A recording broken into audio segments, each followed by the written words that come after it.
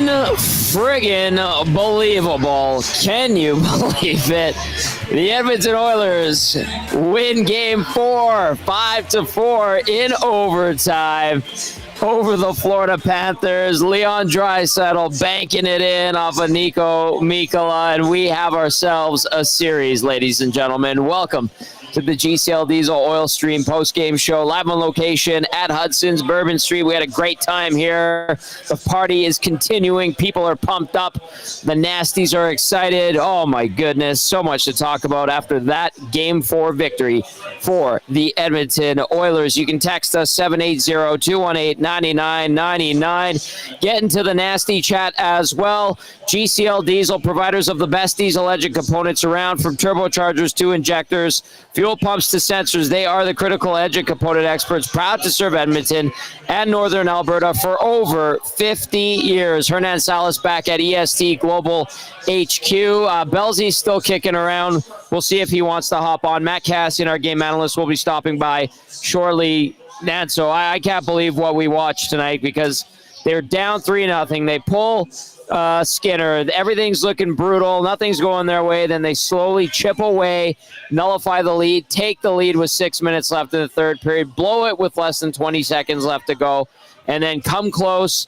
And then Florida comes close. And then eventually we see Leon Draisaitl bank one in overtime. I don't know how to describe that game. Just a roller coaster ride of emotions for Oil Country, as they always do.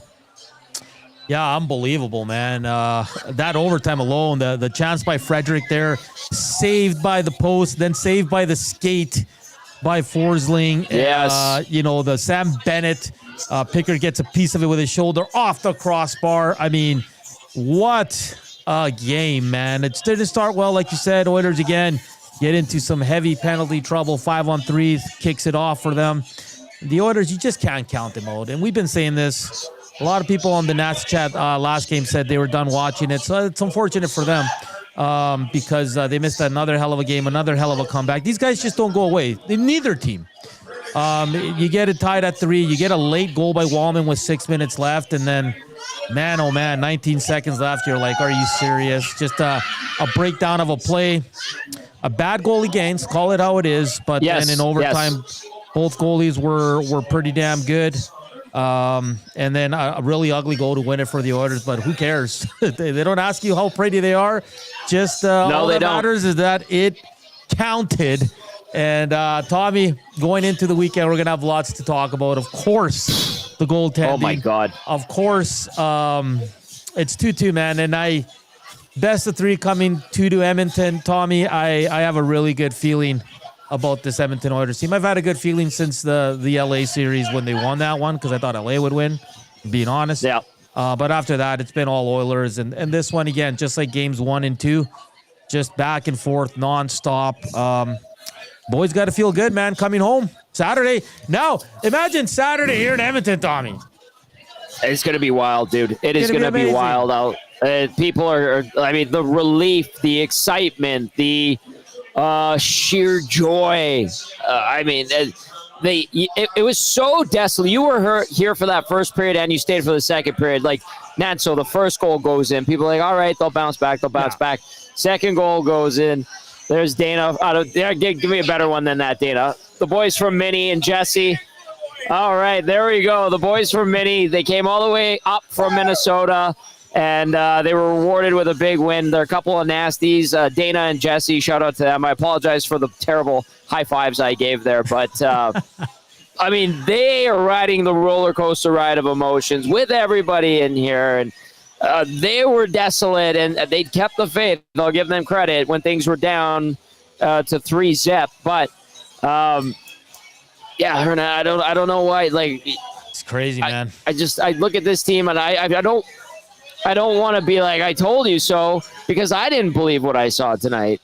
But I appreciate and admire the gusto and the gumption and the never quit attitude that they showed tonight. That's how you dig in against a really good Florida Panthers team. Yeah, because 3-0's different when you're down against Florida than it's Dallas, Vegas. So you're kind of like, they get the next one in the second. Bam, but the Oilers really brought it, right? Like in the first period, they were really bad. 3 power plays, a 5-on-3, 17 shots they had to face. It flipped in the second period. The Oilers took 17 shots and were all over them, took advantage of a power play to get them back. Darnell Nurse, who struggled defensively tonight, we got to call it how it is, Tom. Yeah, he scores.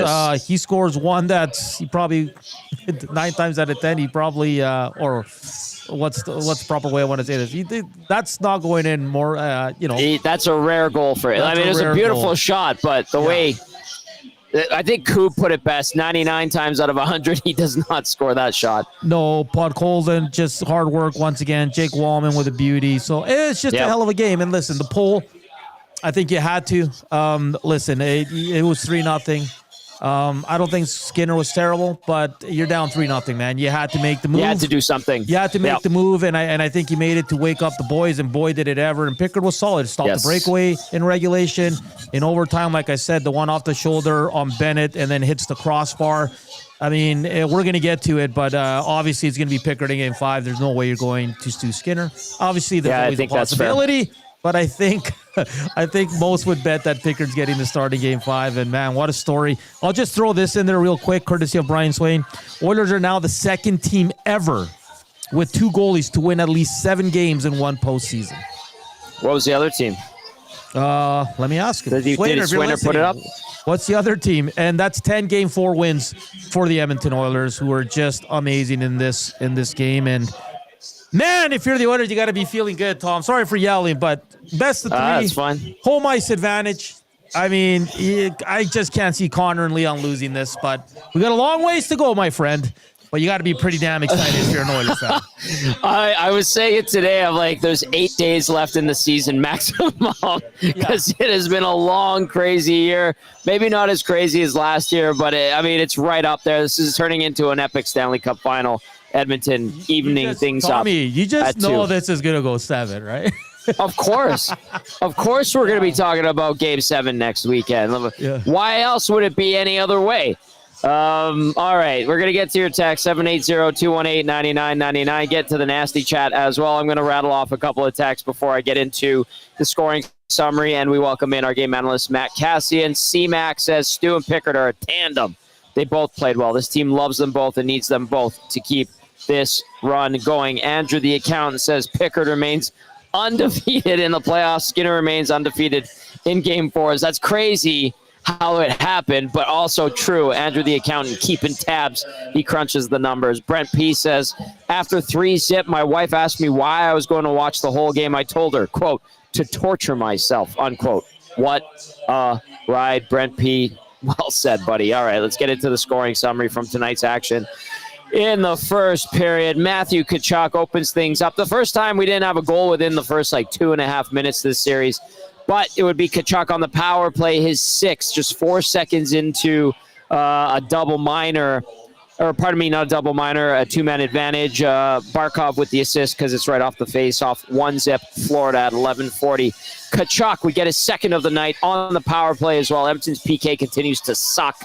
His 7th from Reinhart and Barkov. 2-zip, Panthers at 16:56. Then Anton Lundell would add insult to injury. His 6th of the year, or postseason, I should say, from Verhaeghe and Reinhart at 19:18 to make it 3-0 Florida. That's a gut punch when a team scores with less than a minute to play. Always, always, always. So 3-0. In comes Calvin Pickard. Cue the comeback from the Oilers. Ryan Nugent-Hopkins battling a nicked-up wrist.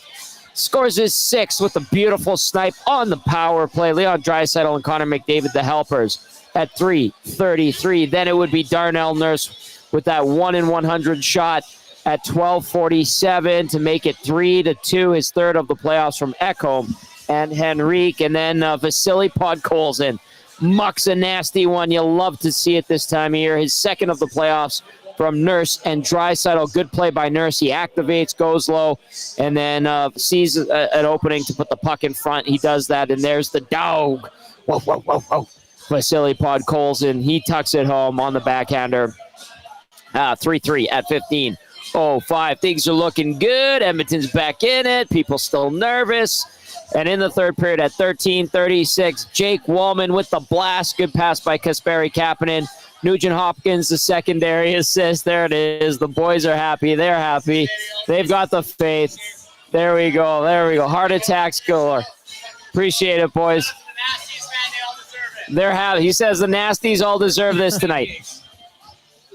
He loves it. All right, except for Benner's Pancakes. I think he knows Benner's Pancakes. Walman makes it 4-3 Edmonton at 13:36. You're like, they got this, right? Wrong. Sam Reinhart. Oilers couldn't clear it 3 or 4 times. Belzy was losing his mind over there. Reinhart tucks it in, his 6th of the playoffs from Tkachuk and Bennett at 19:40. We're going to overtime and in OT.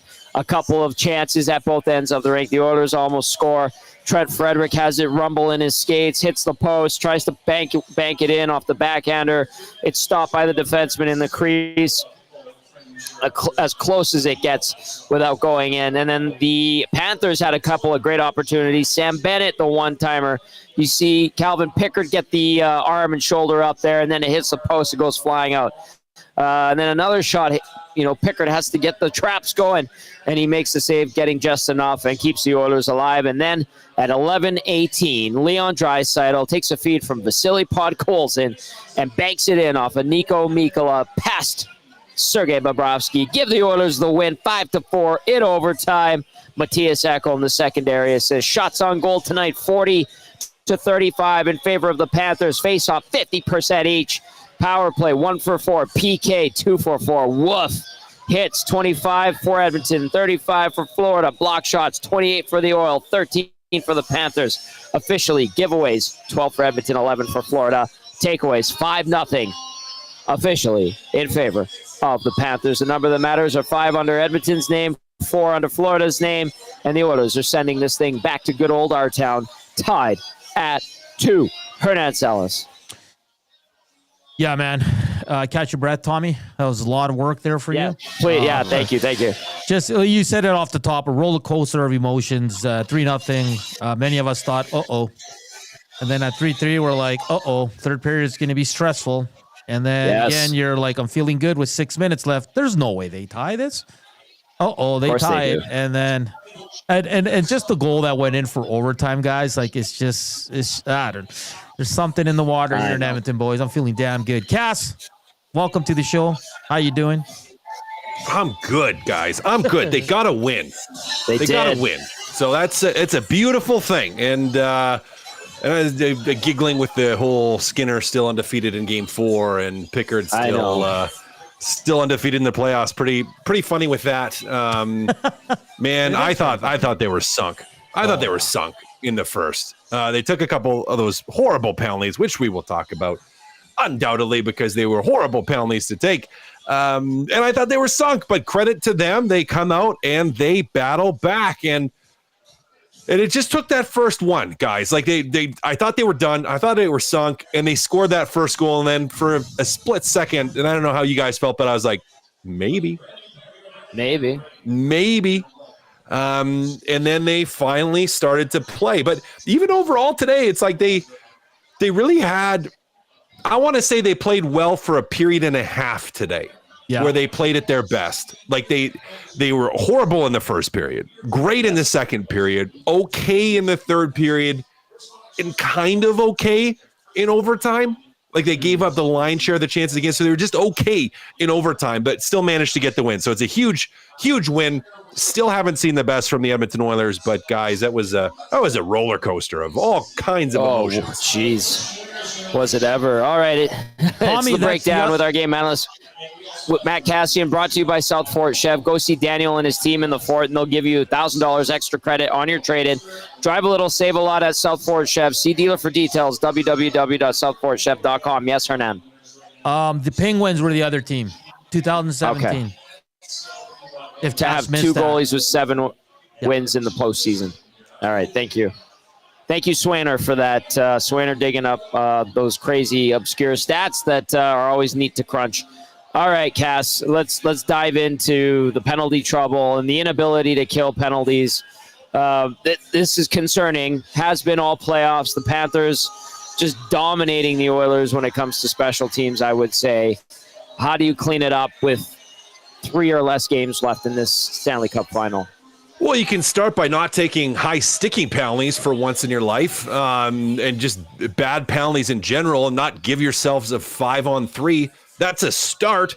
Let's start with that. Let's start with not taking 2 penalties in a row, not kicking the leg out from underneath the guy, and not hitting a guy unnecessarily in the face with your stick. Like, those are 2 controllable penalties that should not have been taken. And listen, you get scored on a 5-on-3. What are you like?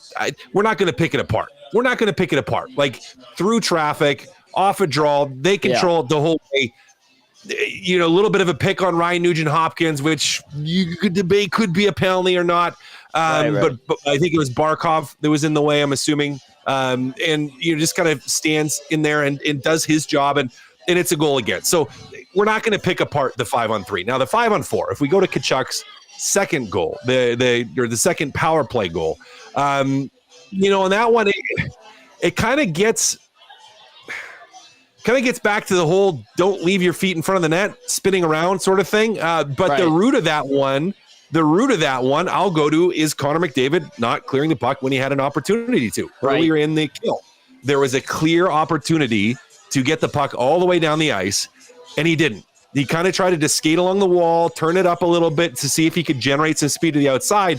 And right when he did that, I went, ooh, like this could come back to bite you, and it does in that instance. Now, from a technical standpoint, I would point to Kapanen on this one, where he drops down way too low, basically on top of the crease, and can't help, and ends up then trying to leave his feet, and then Skinner's kind of gets a little bit of a bump and trying to push across. So a couple things that happened on that one, but overall, Tom, if we're going to look, and Hernan, if we're going to look and say, okay, how do the Oilers get their penalty kill better? I don't think you can in this short period of time. Like, you clearly are not going to improve it. So your best solution is to stay the heck out of the box. Like, let's just start with that, particularly in the first periods. Like, let's cut out the dumb penalties. Let's just get rid of them. I don't care what you have to do. Get rid of them. Evander Kane, I don't care what you have to do. You've had 3 now, bad ones in the last 2 games. Yes. Gotta get those out. You somehow come back in this game and win it. You somehow do. But you had no right being back in this game because of the dumb penalties that your team took in the first and the kill that just can't get it done. So there's no quick fix, Tom. They would have done it already if there was. It's just, and we've seen it all year and in streaks where there's just the penalty killing that this team does is just not good. No, it's not. We've had a few people asking why Ryan Nugent-Hopkins was taking the draw on that penalty kill. Nugent-Hopkins ends up 50% on the dot. He did take more faceoffs than I thought. I'm going to pull up the game sheet and have a look at how many he actually took here, and I can give everybody a better idea. But yeah, somebody had texted in and said, why is Nugent-Hopkins taking so many faceoffs? Nugent-Hopkins tonight ends up 50%. He only took 2 draws, and that was one of them. Why is he taking that one, Cass? I don't know. That's a good question. I know. If you got a guy with a hurt wrist, I don't know why you would. That's so.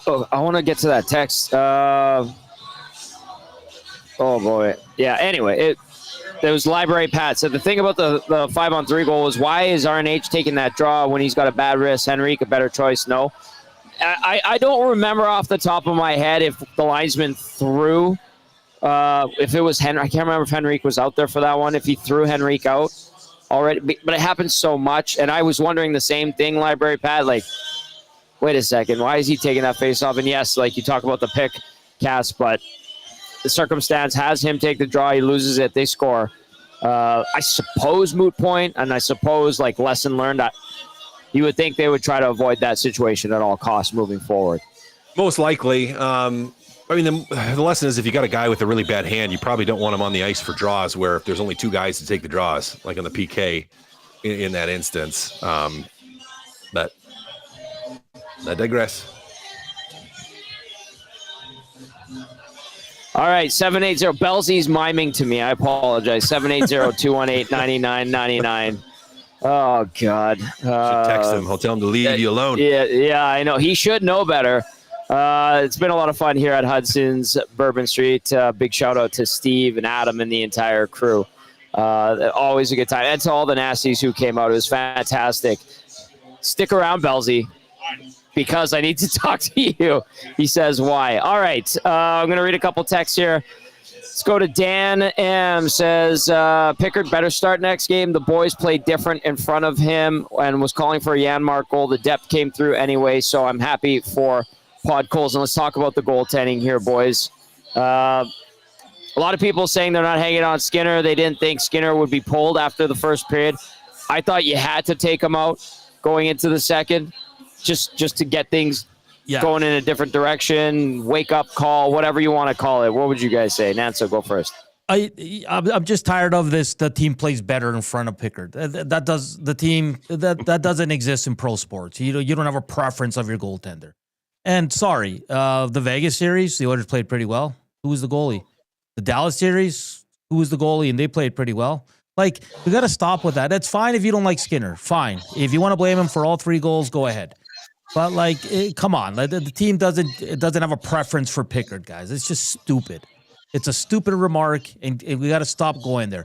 Pickard came in and did what he had to do. He was awesome. Guys, no one's taking anything away from Calvin Pickard. He was fantastic. Exactly what you want from a guy coming in. And I'll be honest, the Skinner pull was more to get the boys going, guys. Like, he led in 3 goals. You're down 3-0. Yeah, PK stunk. Yeah, sure, you want to save, but again, context. Look at the goals. Okay? And if all you got is excuses for Skinner, go away. Seriously. I'm tired of it. Go away. I agree. No, you're 100% right, Hernan, in that he got pulled because you needed to pull him. You needed to pull him. Bad start to the game for the team. Needed a shock to the system, needed something different, needed to try to find a jolt in the arm. So you pull him. And before people start ripping me, which they undoubtedly already are, the nasty chat in the text line, yes, Pickard should start the next game. Yeah, he should. He should start the next game. And yes, he played, for the most part, he played really well. Now, he got bailed out when he went swimming once by 2 players in front of the net, making a block on a wide open net, which Skinner would have been eviscerated for if that puck would have went in. Second, that goal with a couple seconds left in the game, it was 95% Pickard's fault. He's swimming out in the middle of nowhere again after he mishandles the puck on the dump. So don't give me this. Oh, Pickard's perfect. Now again, Pickard played a very good game. Unbelievable overtime. Fantastic saves in overtime. Should absolutely start. But don't give me this. The Pickard was the savior, and the only reason, if Pickard would have done his job, they wouldn't have made it to overtime. So let's go with that. Second, the team played so much better in the second period, and agree with Hernan wholeheartedly. Belzy, I know you would too. There can be minor differences between how a team plays in front of different goaltenders, but not these 2 goaltenders. It's the team sucking versus the team not sucking. It's the team taking ridiculous, stupid, idiotic penalties versus the team not taking stupid, idiotic penalties in the second period. It's the team having some energy in the second as opposed to not having energy and being mopey and just garbage in the first. So don't give me that garbage that they play different in front of Skinner than they do and they try better and there's just a better team in front of Pickard. That's a bunch of garbage. Again, Pickard should start. Will start the next game. Played great in overtime. Helped win them the hockey game. Almost put them in overtime himself because of the mistakes he made. Good point. And whatever. I just people make me mad. Belzy, back up our boy, Belzy. Back up our boy. Yeah. Hi, Matthew. How are you? Hey, Belzy. I'm good. Good to see you. That's great to see you too, buddy. I got some pictures for you, by the way. Are they still in your truck? They're still in my truck. Yeah. I'm somehow trying to get them to you. We just need to go hang out. That's what we need to do. Why don't we just hang out? Let's just call it a day. Why don't we just hang out? With that being said, I fully agree with you. I know the team was not very good in the first period. And then all of a sudden they were way better. Why? Because they pulled Skinner and they got the wake-up call that they needed. That's what it was about. It wasn't that like Skinner was so bad that they're like, you know what, you're done because you suck. No, They pulled him because he was good. They were bad. They needed a wake-up call, similar to what Peter DeBoer tried to do. However, different scenario. Yeah. That's what happened. And then all of a sudden, they were much better. Then they decided to, you know what, we're going to try, and we're not going to be mopey, and we're not going to be crappy. We're just going to play. And guess what happened? They climbed back into the game. Pure and simple. Yep. Okay, Shawn Belle making a guest appearance here on the GCL Diesel Oil Stream post-game show. Matt Cassian with you as well. We're live on location at Hudson's, Bourbon Street, Hernan, Salas, also at EST Global HQ. You can text us 780-218-9999. Get to the nasty chat as well. Barry says, I can't believe how quiet the arena was in OT. Yeah, it's Florida. Brother Morg says, I take back what I said last game, suggesting that Jeff Skinner replaced Podkolzin. Podkolzin continues to play well and bounce back so well from last game. Good game, and thank heavens Draisaitl showed up. All right, we were talking about, like, is this going to be a legacy game? That was a term that was brought up on the pregame show.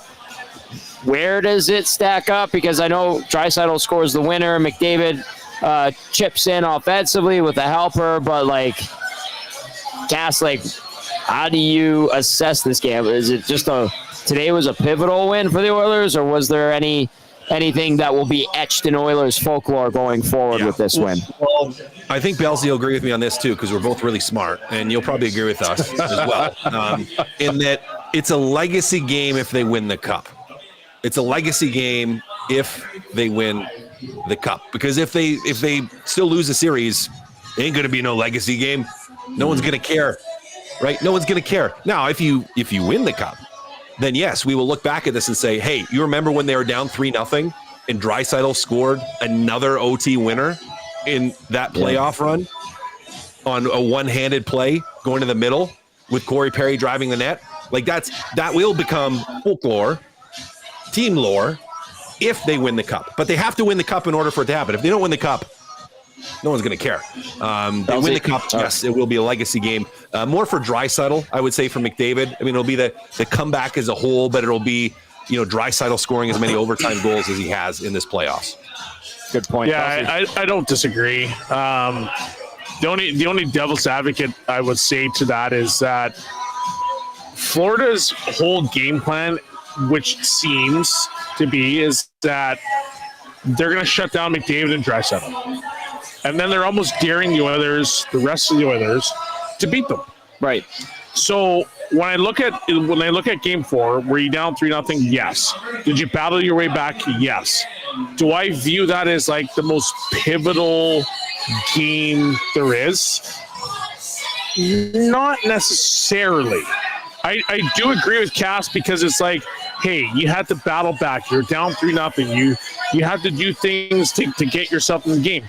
But if they win the cup, there's going to be so many other moments that you're going to have through, whether it's 5, 6, or 7, that's going to get you over the hump. And I get that Game 4, you were down 3 by the end of the first. I get all that, and I fully support it. And once again, I don't disagree with Cass. But if you look at it to the point where the Oilers are going to win this cup, there's going to be other pivotal moments that could be the be-all or the end-all of winning the Stanley Cup. I'll ask you guys this.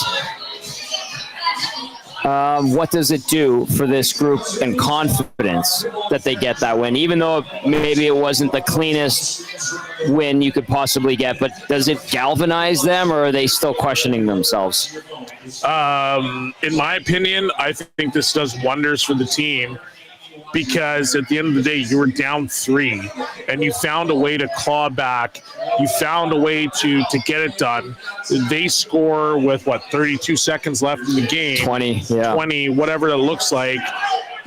But you don't get rattled. You bend, but you don't break. And then all of a sudden you get back into it and you score the game winner. That's a big thing for the Edmonton Oilers, because they threw the kitchen sink at you. You were down, and you didn't change the way that you played. You just clawed your way back into it. It was shift by shift, period by period, and you just did the right things. You didn't change your game.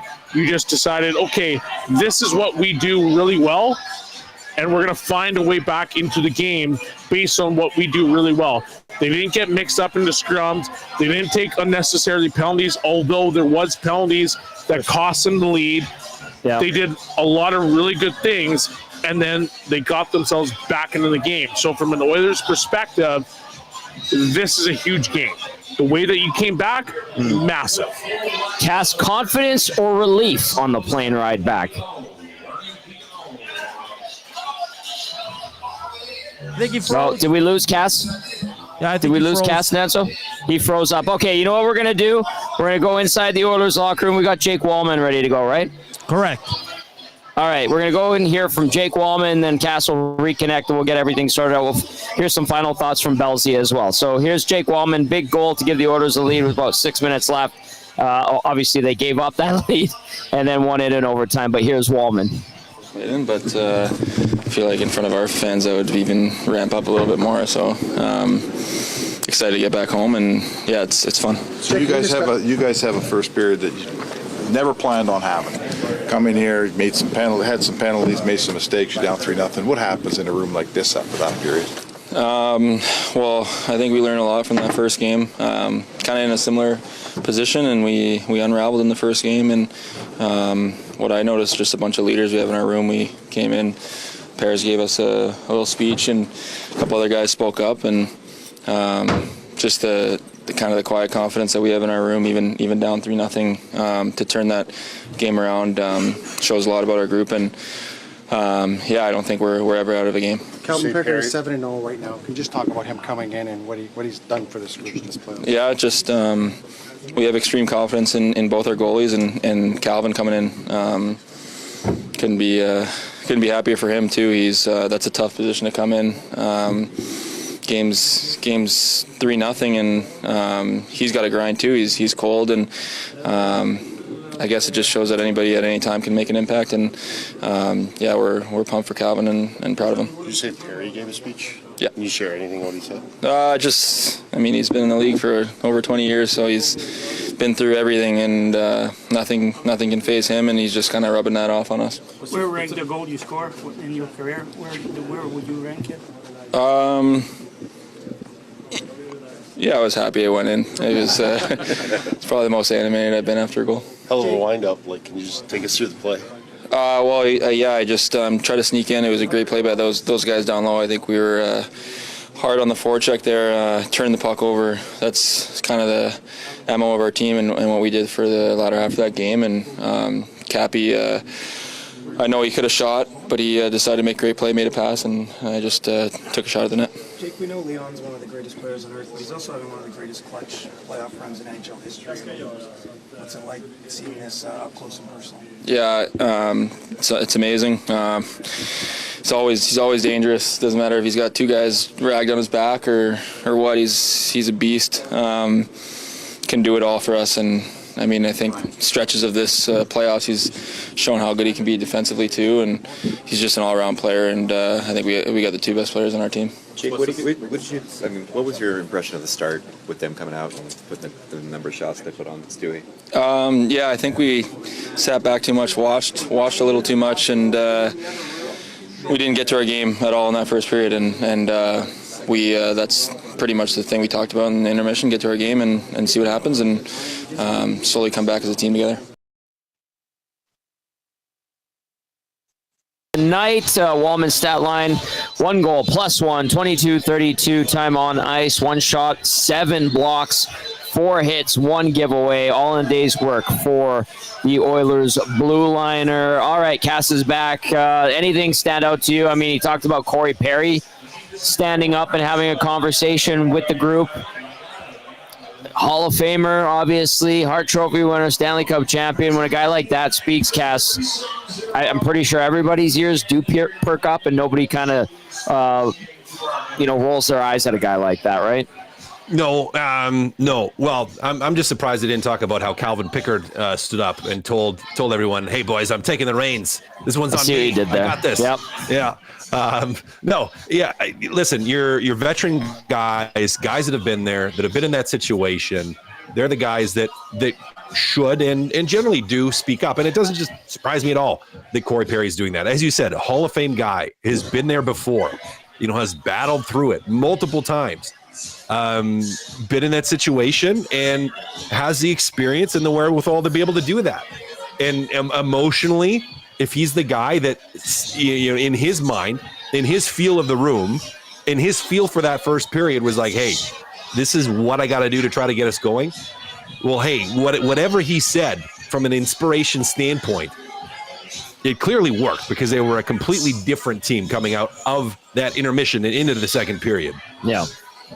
Bellsy, you played with Corey Perry. I mean, does he speak up a lot? Did he back in the day? I mean, it's been 20 years, but to have him say something. Well, I mean, it's different from when I played with him 20 years ago to who he is now. Sure. I think he's probably evolved quite a bit.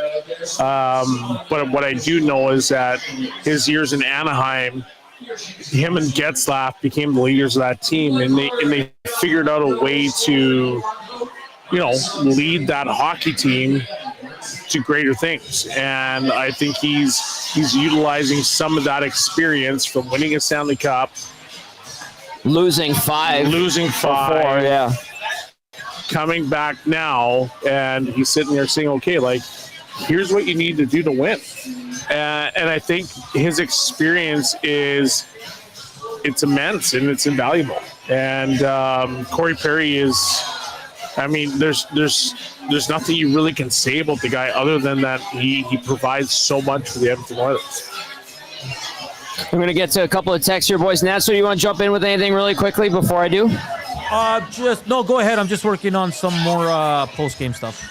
Okay, sounds good. Mark from Hope texting in says, where to begin? Skinner deserved better. It would have been 5-0 without him.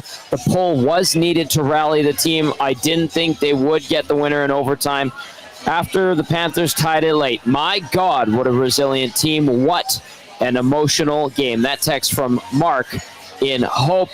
West End Rob says, Cass, my blood pressure is just as high as mine has been the past 4 hours. Both Skinners played well. So glad they pulled this out. Oilers in 6. And boys, is the Conn Smythe either Bennett or Draisaitl? That's from West End Rob. Is it still like up in the air? It has to be with the series tied at 2 right now. I would agree. Yeah, Cass? Yeah, it's still up in the air. I think definite absolute front runners, barring change, is that if the Panthers win, it's Bennett, and if Edmonton wins, it's Draisaitl. Like that's most likely what it should be. Although I'll throw in a dark horse for the Edmonton Oilers. Ooh. Evan Bouchard. Could you imagine?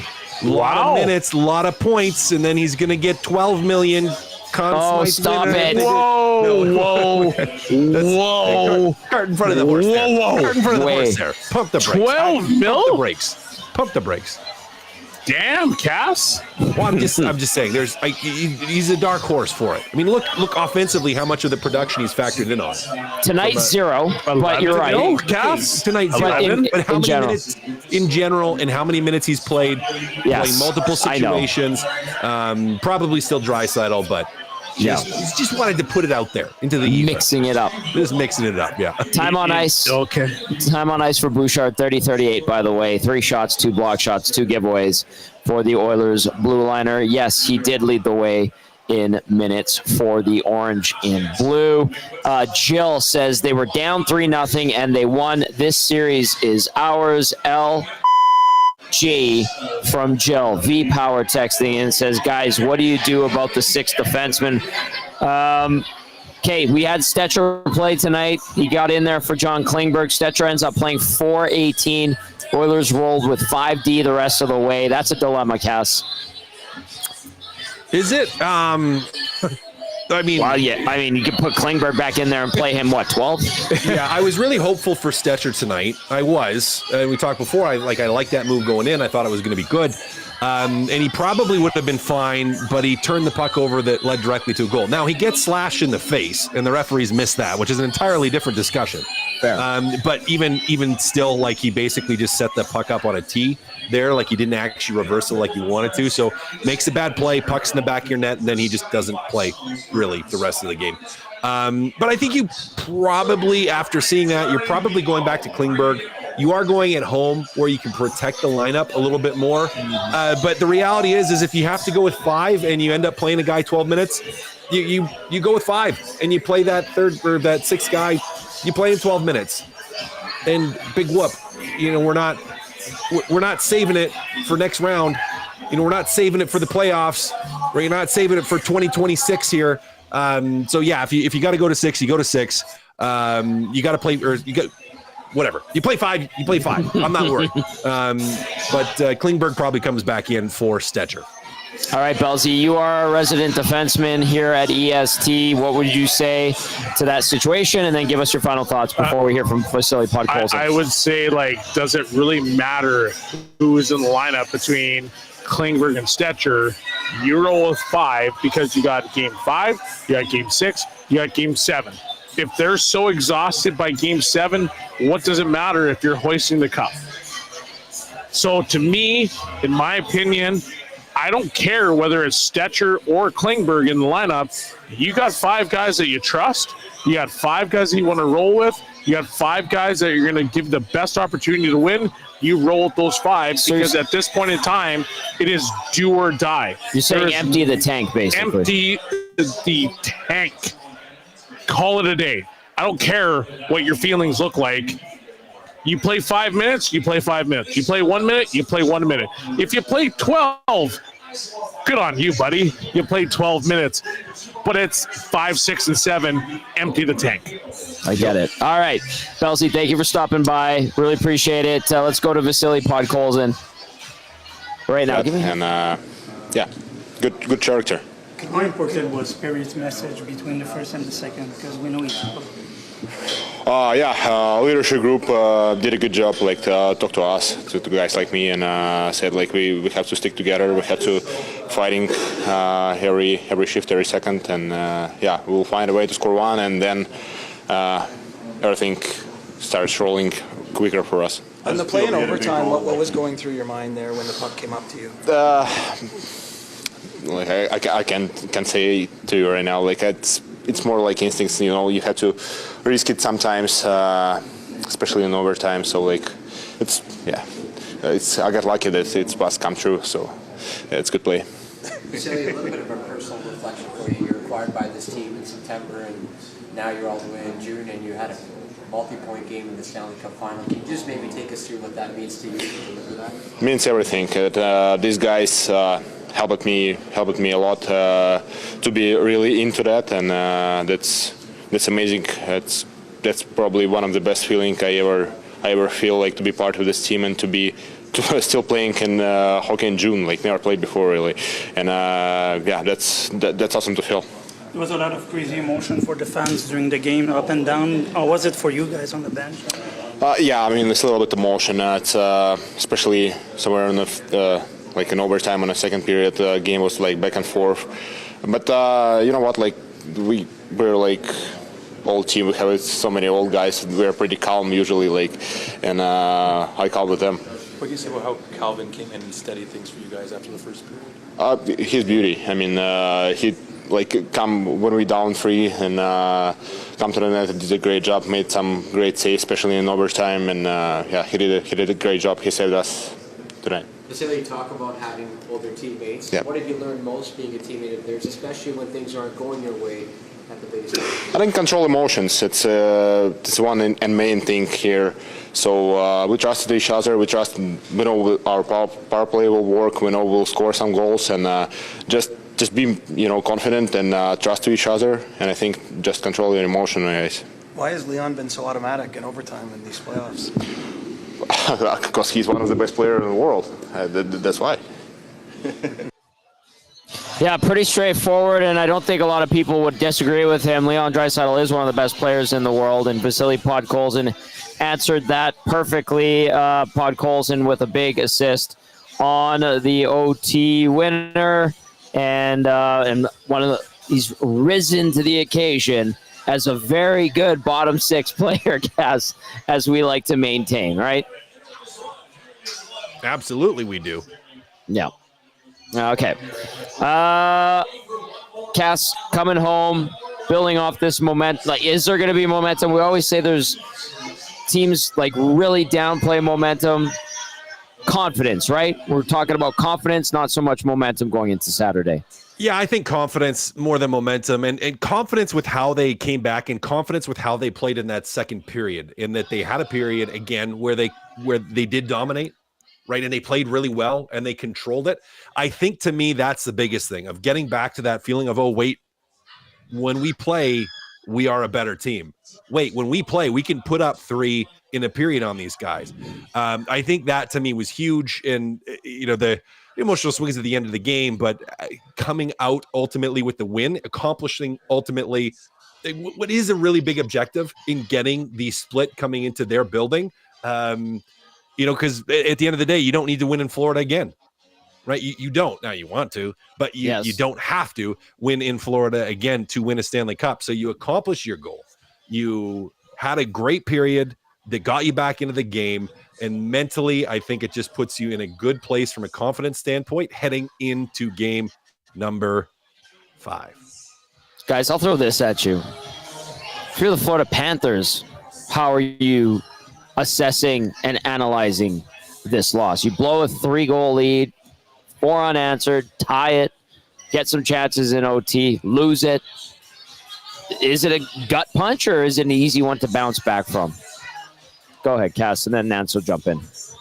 Yeah, I mean, you got to, if you're Florida, you're saying let it be a gut punch until probably right about now and then move on, right? Like feel it for 20 minutes, 30 minutes, 40 minutes, and then just move on. And you're looking at this going, hey, we were up 3. Hey, when we play, they can't play with us. Hey, we had better chances in overtime than they did. If we just stick with it and keep playing the way we have been playing, we're going to be fine.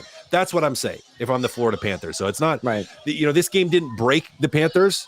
Like the Edmonton Oilers did not crush them and crush them mentally and crush them emotionally with it. I think Florida is going to reset. They've the third year back to the Stanley Cup Finals for a reason.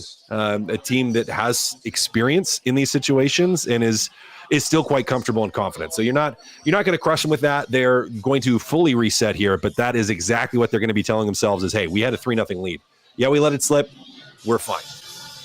Yeah, I just think these guys it's their third Stanley Cup Finals. There's not much that's going to rattle them. And I look at it the same as the Oilers, guys. Like, they're down 3-0 after the first. Like, look what they did. So I think these teams let it, the wind, it feels good until you probably get on the bus or on the plane, whatever it is, or back to the hotel. And I think it's the same for the Florida Panthers. They'll be like, man, we let one slip away. We were up 3-0. We get one more. It's probably a good night, Edmonton Oilers, for game 4, but they didn't. And like in these overtimes, guys, it could have went either way in all 3 games, right? We can be talking about a completely different series, but now it's tied at 2. So I think Florida's still pretty confident. They know they can regroup. They know they can win on the road. And that's why Saturday's going to be another fantastic game. But yeah, I think it stings a little bit because they had the 3-0 lead. Safety Bob texting in 780-218-9999. The Oilers win 5-4 in OT. Safety Bob says, holy moly, what a goalie. Picks won that one for the Oilers. Kulak had a rough game. Lots of lost battles on the boards. McDavid has to be due now, right? See you in game 5. Kulak and McDavid. Let's start with Kulak. Cass, because I saw a few people texting into our shows earlier in the day on our station saying that they're concerned about Brett Kulak's play. Donuts across the board, 27-26 time on ice, 1 shot, 4 block shots, 1 giveaway. Is he having a tough Stanley Cup final? Is he taking on a lot of the burden, or is he worn out? Like, what can you say about what we've seen from Brett Kulak so far in this series? Yeah, Listen, I don't think he's been unbelievable, but I don't think he's been bad either. Like if we look at the goals against tonight, I don't know if he was on for any. Was he on for any? He's even. Goals too. I would have to. I'll look after the event summary. We'll have to look at the events just to double check. I actually don't think he was. I don't think he was. So yeah, maybe a few lost board battles, but I don't think he was horrible. I'd have to go back and watch him maybe a little bit more closely. I don't think he was horrible. Like he's still playing a lot of minutes, guys. From a team standpoint, we have to look at that and say, okay, they're still trusting him to be out there for 27 minutes, which is more than Darnell Nurse, more than Walman, obviously way more than Stetcher, less than Ekholm and Bouchard, but like he's still playing a ton of minutes. Did he struggle? I don't know if he struggled tonight. I don't know. He was on for the Reinhart goal, guys. Okay, just the Reinhart goal. Yeah, at the end of the game. But that wasn't him. I mean, on that goal, I didn't like Bouchard and the laydown. Janmark got twisted into a pretzel there. Got twisted into a pretzel too. And Pickard. I don't know. I can't say. I would have to watch again and break down his shifts a little bit more. I can't say that I think he was horrible though. Didn't strike me as that. Hernan, what do you think? Yeah, I'm with you, Cass. Not horrible. I mean, there's not much to add to what Cass had to say, guys. So, okay, and that's fair because the other player that Safety Bob brought up was Connor McDavid. And he says McDavid has to be due now, right? McDavid ends the night with an assist, -1, 29-40. He did have 4 shots. He did have a blocked shot.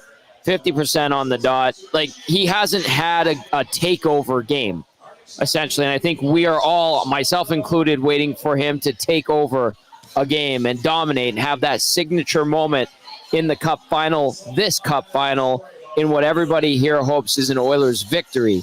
Is it coming? Is it not coming? Can you see it? Do you think he's going to dig down and dig deep and dig the, like he so famously said? Because he is trying.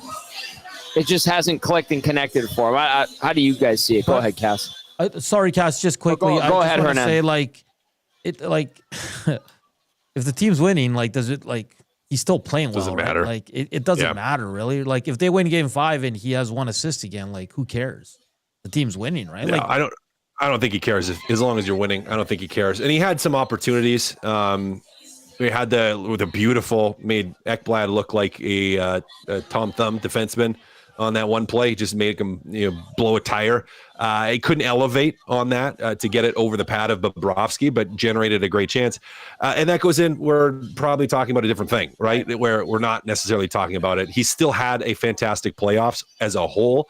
And we talked about it earlier with Belzy. Like, they are playing these guys in McDavid and Draisaitl. They're playing them hard, and they're a good team. It's been tough for him to find space. But guess what? The series is tied 2-2, and I don't think McDavid cares. And if you would have asked him, if you would have asked pretty much anyone in the Oilers dressing room, if you're like, hey, coming back to Edmonton, if it's 2-2 and you split in Edmonton and you split in Florida, are you okay with that? Like, would you be okay with that? And I think every single one of those guys would probably say, well, yeah, obviously if we win in 4, that'd be great. Up 3-1, that'd be better. But hey, are we happy with 2-2 coming back, a best of 3 with 2 games at home? Heck yes, we are. We're good with that. McDavid probably feels the same thing, and he's going to be fine. So will he blow up for like a 4.9? I don't know. Maybe he will. Maybe he won't. I don't think he cares. What he cares about is winning. All right, Cass, if the Oilers are to win Game 5 on Saturday here in Edmonton, what will be the keys, in your opinion, and how do they prepare for a big game? Yeah, well, let's start with the one I talked about right off the top of the show, which is stay the bleep out of the bloody box in the first period with dumb stick infractions that are completely avoidable. Like, how about let's do that? Not take dumb penalties. Number 1, don't take dumb penalties. Your penalty kill sucks, and it's not getting any better. Don't take dumb penalties. Number 1. Number 2, and Mike Smith brought this up very recently in the Nasty Chat, and I agree with him completely, is quit trying to go for the superhero pass out of your own zone. Quit trying to go for the superhero pass out of your own zone. Way too many times they're trying to lob it. They're trying to send a guy. They're trying to catch. And this is a mentality thing because Florida's so aggressive. They're trying to catch them through the middle of the ice for the breakaway pass or to try to stretch them out a little bit. But it's not working right now. And when it's not working, it's not working. Get back to the basics. So quit trying to make the 150-foot pass out of your zone to a breakaway every single time you're breaking the puck out. And point number three is continue to get gritty in and around the net. Now, you almost have a Frederick goal. You did have some good traffic around Bobrovsky. The Podkolzin pots one by getting to the front of the net. Is just continue to do that. Those are my three big things heading into game number 5 right here in Edmonton. What was that? Like a reverse game changers? Yeah, something like that. Something like that. I'm like, point number 3. Wait a second. This is a post game. Cass, awesome stuff as always, my friend. You're good to go for Saturday, right? I absolutely will be. That's our guy, our game analyst, Matt Cassian, helping us break things down. The breakdown brought to you, as always, by Southport Chef. Thank you, Cass. We will see you on Saturday. Always appreciate it. Reid Wilkins standing by.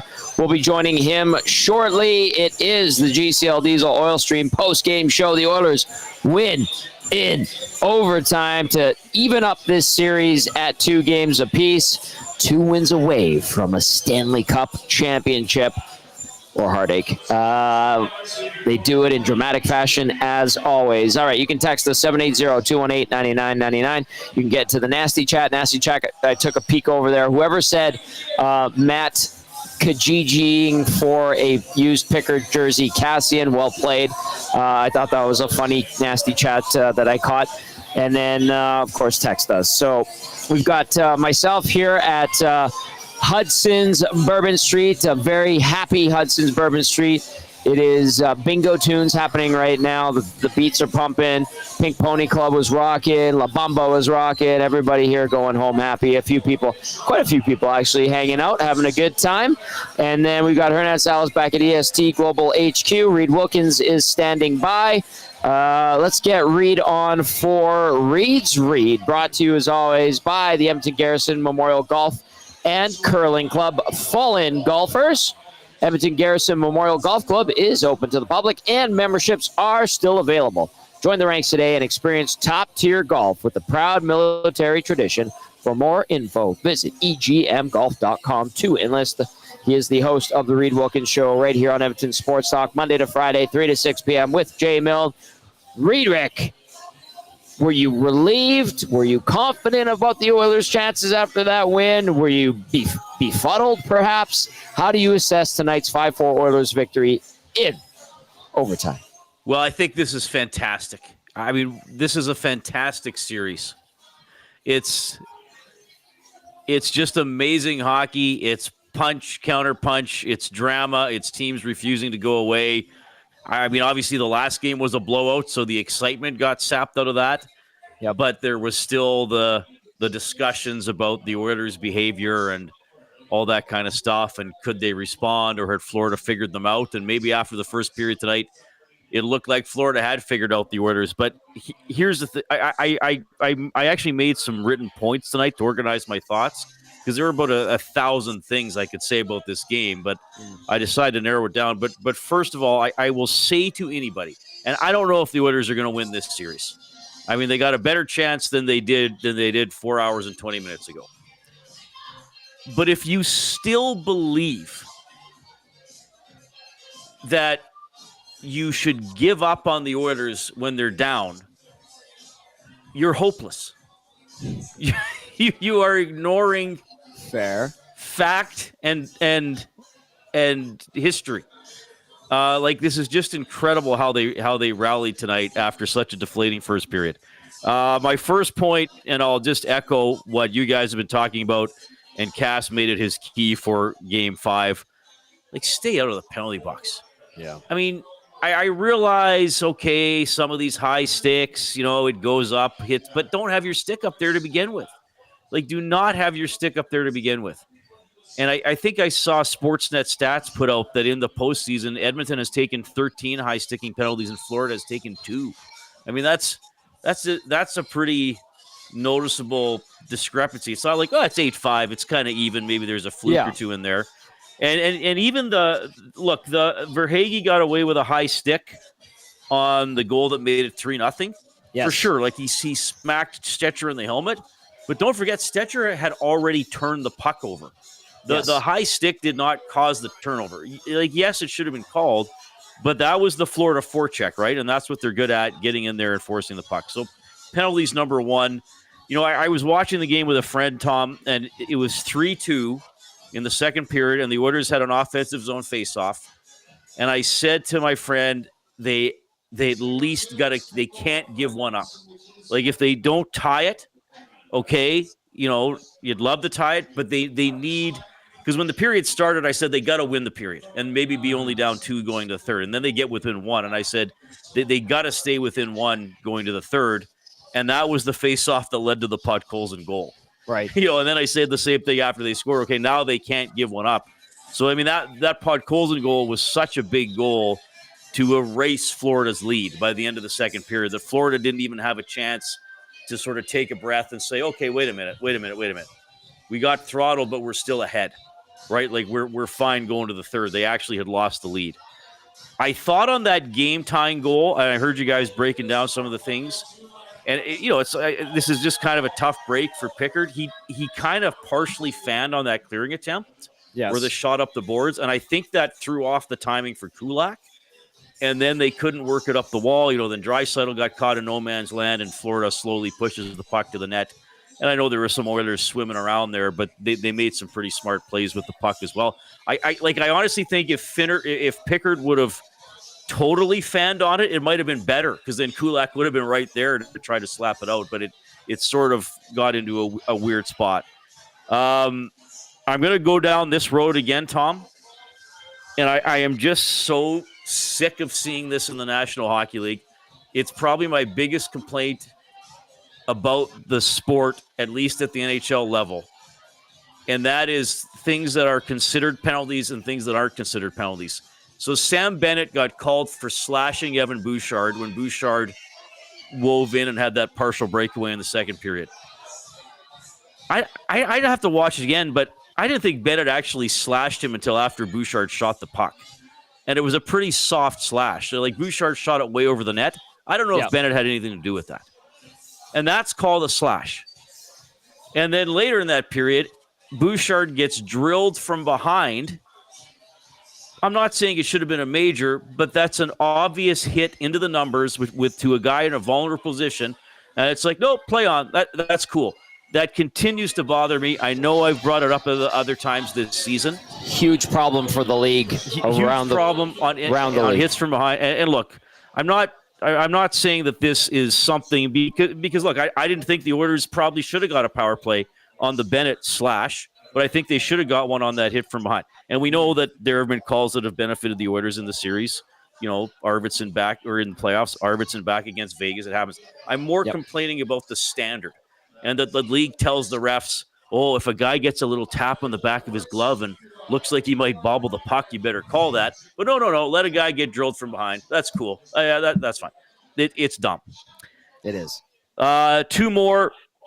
Reid Nugent-Hopkins on the Walman goal. His teammates were changing, and he kept the puck alive behind the net, basically 1-on-5. I know he only had a couple guys on him, but he kept the puck alive behind the net, and then Kapanen comes in, makes a nice play over to Walman. So that was a really good play by Nugent-Hopkins. And then overtime, there is nothing in sports like NHL or hockey playoff overtime, sudden death. There is nothing like it. Just the frantic plays, the close chances. I mean, Trent Frederick stops his own shot that he didn't even know was a shot. That was crazy. Off his skate, and then he turns his skate and it hits the post, and then he tries to score. I don't even know which Florida player got his skate on it. And then, you know, the Bennett one that they said hit the crossbar, but Pickard actually stopped it. He ticked it with his glove. And then the overtime winner. I mean, look, it's a bounce, right? But you got to put yourself in a position to make a bounce. Podkolzin had a very good game. And as much as I say his puck skills aren't great, every once in a while he snaps a really sharp pass to somebody. And he did that to Draisaitl there. He had to get it to him quick. So he had a half step on Greer, and then clearly he's trying to pass it to Perry, and you get the bounce, and it goes under Bobrovsky. Just another fantastic game. This is a great series. The Oilers are in a better situation, like I said, than they were 4.5 hours ago. Big picture, if they can hold serve on home ice, they win the Stanley Cup. Crazy to say it, isn't it? Crazy to say it. Hernan, Salas, you want to jump in here? Yeah, what's up, Reid? I mean, the officiating is what it is at this point. It's not going to get better. I agree with you. We were watching that incident there with the hit from behind on Bush, and then, what was it, 30 seconds later, the elbow and all that. But, Reid, what did you make of the poll? I mean, again, we're not sitting here trashing Stuart Skinner. I mean, he didn't get a lot of help. It was 3-0. I think it was more of a mercy poll. Time to wake up. Obviously, we all assume. I don't know. I don't want to put words in your mouth, Reid, but that Pickard's going to get Game 5. But just your thoughts on the goaltending tonight from both guys. Well, early in the game, first of all, as bad as the first period wound up going, guys, the first time through the rotation of the lines, I thought the Oilers were fine. I mean, the McDavid line had some pressure right off the hop. Each other line got a shift, and they seemed okay. And then Florida just slowly took over. I wrote down with 9:22 left in the first, the shots were 10-2 Florida. And I thought early, I thought to myself, okay, Skinner's okay tonight. Like he looked upright. He looked like he was big. He looked like he was moving well. He looked like he was quick to pounce on loose pucks. And then clearly they give up the two-man advantage. I mean, Nurse has to know better than that to go at Barkov like that. I mean, if you're going to hit him, then hit him through with your shoulder. You can't. Yeah, take him into the boards. You can't sweep your leg like that. You know you're going to get a penalty. The shots were 13-2 at one point. I wrote down with 6:16. The Tkachuk shot, Florida made a good play.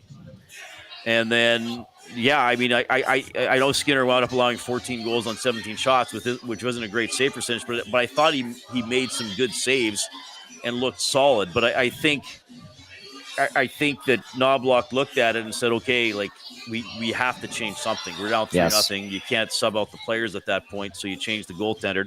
And Pickard has come in that situation before. Mm-hmm. I really don't know who he's going to go with in Game 5. I really don't. If I'm guessing what Knobloch is going to do, I'm really not sure. Because I think if the Oilers lose this game, it's Skinner coming back in. Because then he's probably thinking after the first period, okay, I know coaches are always trying to be positive, but in that intermission, he has to consider every possibility. And one of the possibilities was that they lose 6-1 again or lose quite badly, in which case he's thinking, okay, I give Stu 2/3 of the night off, and he comes back a little fresher for Game 5 on Monday. I would probably start Pickard. Again, even though Skinner didn't have a bad game, but it was, 8 goals against in 4 periods in Florida. And then you could still roll out Skinner again. Wouldn't that be crazy if they won the cup going 4 goalies, basically going back and forth twice between the two goalies? That would, usually when goalies split wins, it's one guy was in and then got hurt or did bad and the other guy went the rest of the way. It's possible the Oilers could go Skinner, Pickard to win the cup, or even back to Skinner. I don't know what Knobloch is going to do. I would probably put Pickard in for Game 5. I'm assuming it's going to be Calvin Pickard as well for Game 5. He closed the door for the most part. I thought he was really solid. Some key saves at the right times. All right, it's Reid's Reid, brought to you by Edmonton Garrison Memorial Golf and Curling Club. Texts coming in. Rye Guy says, hey, Tom and the gang, small but big detail. Florida's one-touch passes tonight were really effective. Seems like they've added that to their offense and power play. Any thoughts on it? That's from Rye Guy. Reid, have you noticed that, or Nanso? The one touches? I thought they did it all the time, quite frankly. Yeah, they're quick with the puck. Carefully enough, but I thought they did it all the time. I mean, they're pretty smart and they're very good positionally. And I think that's, another tactic that they have. In Game 1, right away you could tell the way, especially in the neutral zone, they have set plays sometimes, and it's like a give and go, right? They're really good at it. Their top 6 does it really, really well. So, no, it's a good pickup. But, like Reid said, it's something they've done in every game. They're probably the best team at it right now. And, that's one of their strong suits for sure for the Florida Panthers is the one-touch passing they do. Okay, let's go to RBM here. Says, hey, Reid, 100%. Those obvious ones that go uncalled drive me insane. How about that hit on Bouchard from behind, like you were talking about, right into the numbers after the guy leaves his feet is beyond comprehensible. Cal in the park. Good to see Cal and Sarah here tonight. Thanks for coming out. Says, I am a Stu Skinner fan, but does the quote-unquote road hockey style goaltending Pickard provides cause problems for the Panthers because it is not normal? That's a question from Cal. What would you guys say? Reid?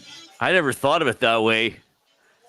Cal's basically saying, is it throwing off the Panthers shooters? Yeah, I would say probably not, because they're going to look at tape, or they already have tape in them, and they know what they want to try to do with the puck.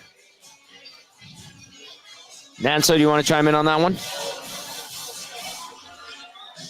No, he doesn't. Sorry, Tom. Let's go to AZ. No, it's okay. It's okay. We're going to move on. Yeah. AZ says, hey, fellas, I got some buddies putting the first period on Skinner and that Pickard should start the rest of the series. What say you about Saturday? Picks in again. Reid and I said Pickard. Hernan, we didn't get you about the goaltender on Saturday, I don't think. Do you want to chime in on that one? No, I mean, I think I'm with you guys. I think it's going to be Pickard. It's going to be interesting, though, on the result, like Reid said. Let's just say things don't go the Oilers' way. What do you do in Game 6, right? So I think Pickard came in and did an excellent job. Like I said, that save on Bennett in overtime was outstanding. So yes, he gets back in there. He's 7-0. I feel confident with either guy between the pipes, guys. And like Reid said earlier on, when he just came on, like, this team is never out of it. All you need is, you don't need great goaltending. You need just good goaltending, and the Oilers will be fine. So I think it's going to be Pickard 100%. We got a text via the nasty chat. I want to get to this. Rem says, did Kane get benched today, Tom? Kane ended up playing 13:42. He got 19 shifts. He was kind of in the same time on ice range as Podkolzin. Podkolzin played just under 12. You had Trent Frederick at 13:46. Kapanen 8:36. Skinner, Jeff 12:33. Janmark 13:58. Henrik had 18:20. Get some special teams time, obviously. Do you want to touch on Kane's game and your observations of it tonight, Reid? Well, I think he did get sat down for a chunk of the first period. And I think Cuthbert and Simpson noted that he didn't play until the last minute of the first period, I think, after his penalty. Look, he's taken – so in the last two games, he's taken, 3 penalties in the first 11 minutes of the game? Yes. So you can't do that. And I mean, especially tonight, hey, guys, don't take penalties. Don't take penalties. Play 5-on-5. And he takes a high sticking penalty. And again, I know he's not trying to cross-check a guy in the face or anything like that, but you have to be responsible for your stick. So if you go in to hit somebody, whatever you have to do as a body checker in the NHL, make sure your stick is not going to bounce up into the guy's face. Yes. It's possible to do it because most guys do that, most of the time. Don't take high sticking penalties. So I could see why Knobloch would sit him down for a bit. It's like, if I can't trust you not to take a penalty when our PK sucks, sorry, you got to miss some shifts. He took that penalty at 10:38 of the first period.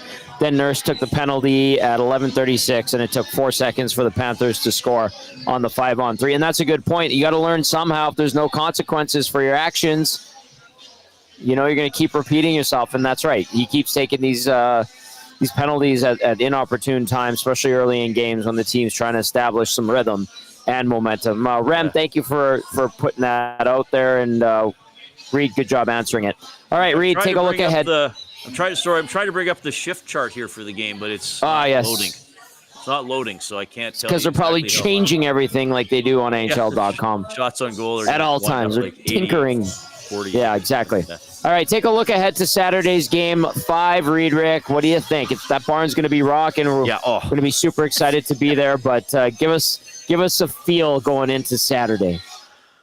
Well, stay out of the box. Number one, play 5-on-5. Try to get all 4 lines going. I do think the Oilers are at their best where they can roll lines or play 3.5 lines with McDavid and or Draisaitl's line, getting an extra shift through the rotation.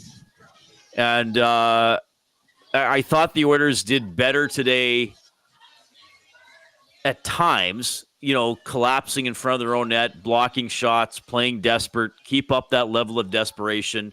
And I know Florida puts a lot of pressure on you, but just, manage the emotions of the game, which I think they're excellent at doing. I mean, they were down 3-0 today and could have folded, and get a boost from the crowd when you need it, because it's going to be fantastic in Rogers Place on Saturday. We know how excellent the crowd is and just how excited the city and oil country is for this game. So use that in a positive way. Like, don't come out trying to win the game in the first 5 minutes, but use the energy of the crowd when you need it. I'm just expecting I'm loving this series, Tom. I mean, I'm trying to soak it in from a professional and just personal standpoint of being in Edmonton while all this is happening. So it's very cool, man. So I'm just expecting a crazy night.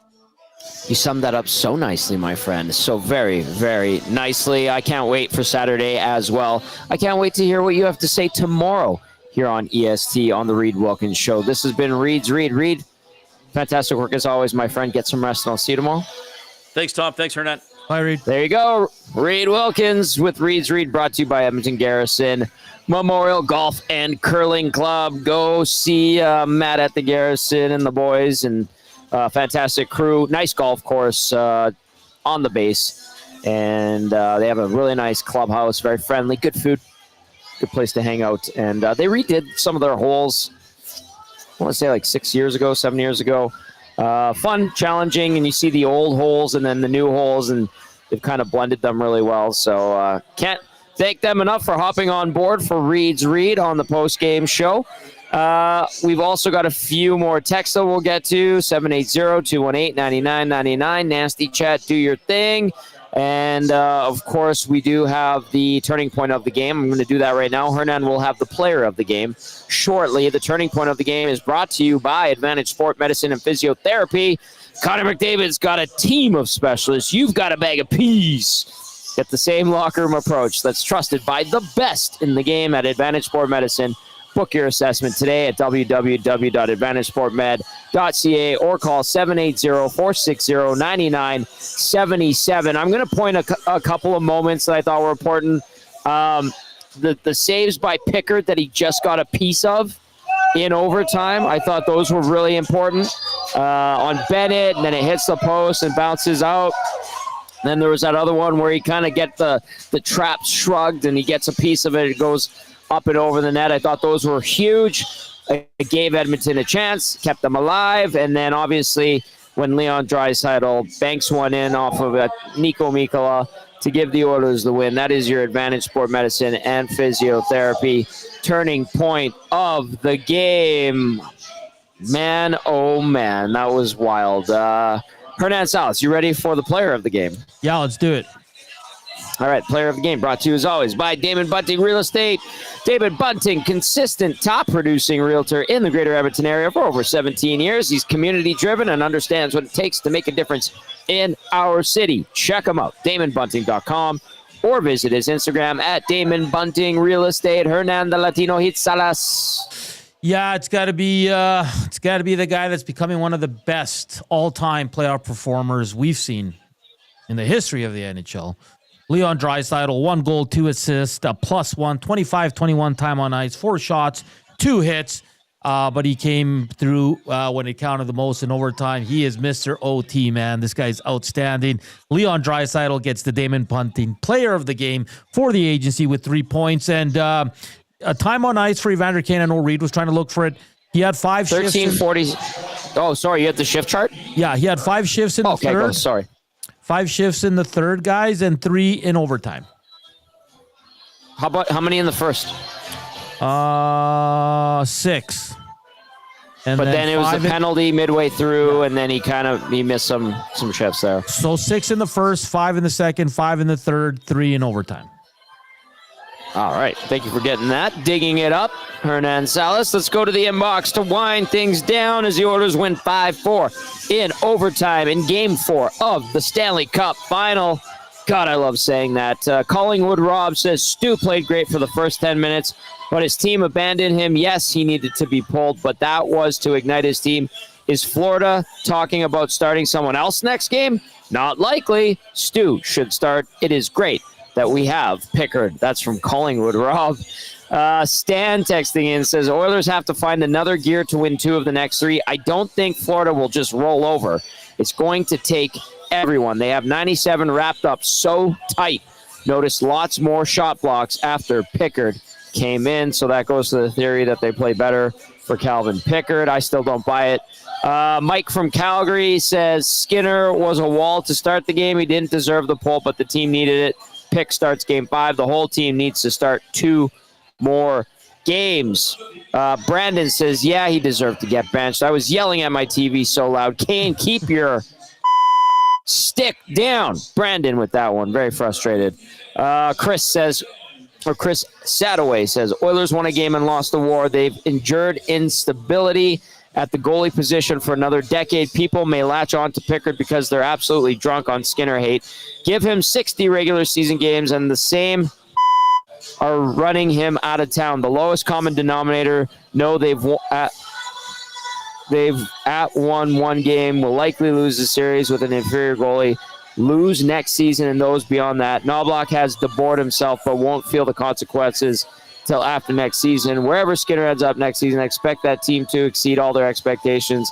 And the heads in this market silent in the wake of their takes. Panthers in 6. Holy crap.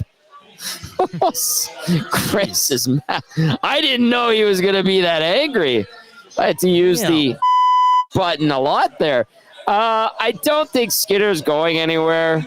I don't think that Knobloch debored himself tonight. I know Belsey kind of talked about that too, but I don't think that's the case. I think it's just you cut into desperation mode and you needed a change. I was not surprised to see Pickard in for the start of the second, and I agree. Like, he got hung out to dry. I do think it will be Calvin Pickard to start game 5. We'll see how he does. All right, Herb's Hose says the team got a little puck luck in the second and rallied behind it. A win is a win. Clean up some of those mistakes and reset for game 5. Let's go. Herb's Hose with that one. Atif says, hey, guys, just wanted to say hi. Hope everything's going well on the best post-game show in the city. I'm going to tell you who they should start on Saturday. They need to go back to Stuart Skinner. Usually when he gets pulled, he comes back with a vengeance and plays his heart out. Tonight was just the one-off. He did make a lot of great saves to start off with, so Stu Skinner will get the start on Saturday, and the Oilers will take a 3-2 series lead. Can I get a win? Yeah, from Atif. I'm surprised at the divide in all of this, Hernan. There are people actually standing up for Stu Skinner. Yeah, shocking. It's crazy. Shocking. I know. I know. Let's go. You ride the hot hand.